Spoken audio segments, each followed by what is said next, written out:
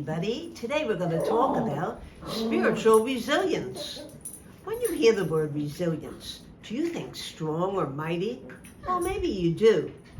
But today, in a different way, we're going to speak about spiritual, holy resilience. This resilience helps you to be still and cope better, to understand that adversity will always be part of life, to be courageous one little step at a time, and to hold any worries or anxieties a little bit better. We'll adjust to changes and will receive and give good inspiration. Holy resilience helps us be peaceful and act faithfully.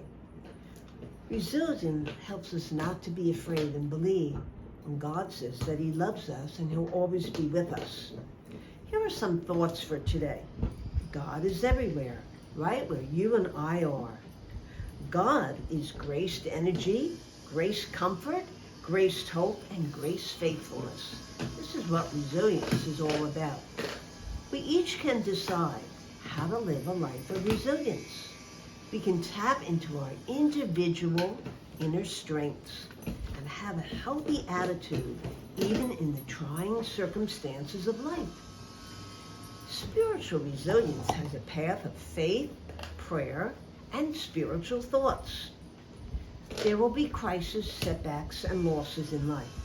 One needs to counter this stress with faith that will transform any doubt, fear, or sadness and bring God's life into our life. Problems will come, but let's remember, God is there. We are all vulnerable, we're in need at times, and we also need to trust a little bit more. This holy resilience gives us patience and a respect for our inner life. In our world, sometimes a crisis tends to make us a bit angry, hurt, or maybe we don't know where to turn to. In our world, we see that there's bitterness and resentments and hatred is forging forward. What we need is to rely on God's graces and to stir them deep into our life and the life of the world in which you and I live.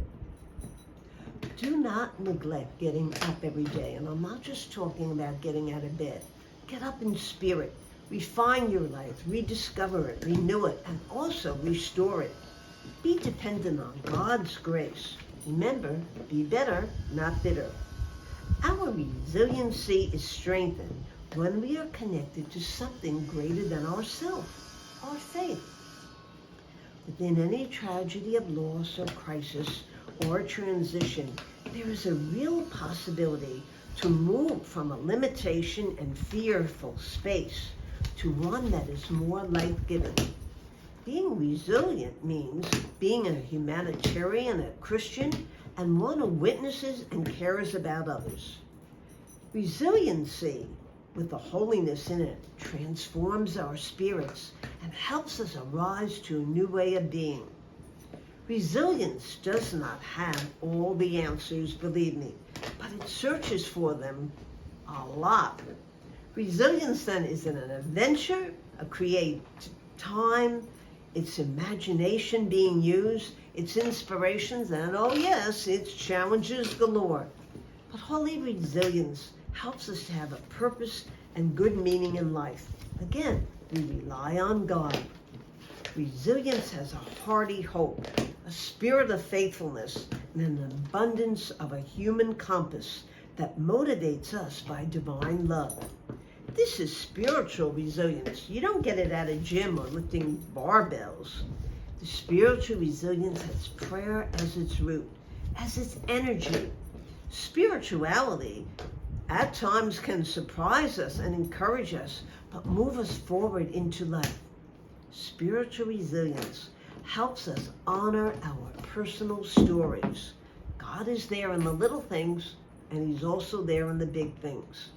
Believing and keeping faith helps us to believe in somebody or something. God reinforces our courage by sharing His love and His daily graces with us. Let's help each other to get up in the little ways, oh yes, in the big ways also. Let's honor our resilience by sharing it with someone today.